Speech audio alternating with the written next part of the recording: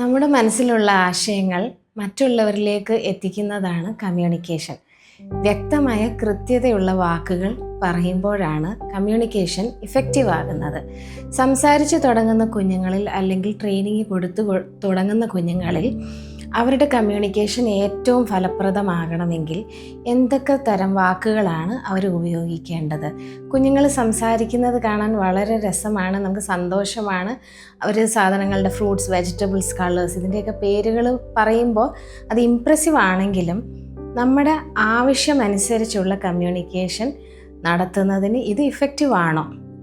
സാധാരണ ഒബ്ജക്ട്സിൻ്റെ പേര് പറഞ്ഞതുകൊണ്ട് മാത്രം കമ്മ്യൂണിക്കേഷൻ എഫക്റ്റീവ് ആകുന്നില്ല.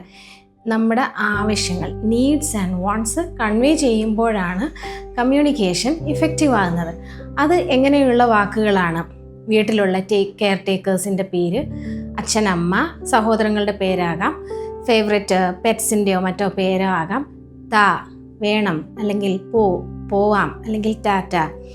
ഇനിയും വേണമെന്ന് അർത്ഥം വരുന്ന ഇനിയും, അല്ലെങ്കിൽ മതി, വേണം, അല്ലെങ്കിൽ വേണ്ട, അല്ലെങ്കിൽ അല്ല, ഇല്ല എന്നൊക്കെ അർത്ഥം വരുന്ന യെസ് ഓർ നോ.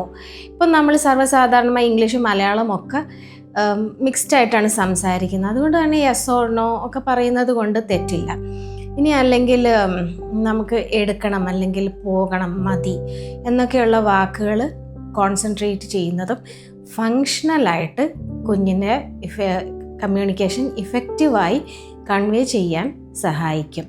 മറ്റു വാക്കുകൾ പഠിക്കുന്നത് കൊണ്ട് കുഴപ്പമുണ്ടോ? ഒബ്ജക്ട്സിൻ്റെ പേര്, സാധാരണ ഡെയിലി ഉപയോഗിക്കുന്ന വാക്കുകളുടെ പേരുകളൊക്കെ, സാധനങ്ങളുടെ പേരുകൾ നമുക്ക് പറഞ്ഞ് പഠിപ്പിക്കുന്നതിൽ തെറ്റുണ്ടോ? ഒരു തെറ്റുമില്ല. അതൊക്കെ അക്കാഡമിക് വേർഡ്സ് ആയിട്ട് നമുക്ക് പരിഗണിക്കാമെങ്കിലും ഫങ്ഷണൽ വേർഡ്സ് ഉപയോഗിച്ച് കമ്മ്യൂണിക്കേറ്റ് ചെയ്യുമ്പോഴാണ് കമ്മ്യൂണിക്കേഷന് ഇഫക്റ്റീവ്നെസ് ഉണ്ടാകുന്നത്.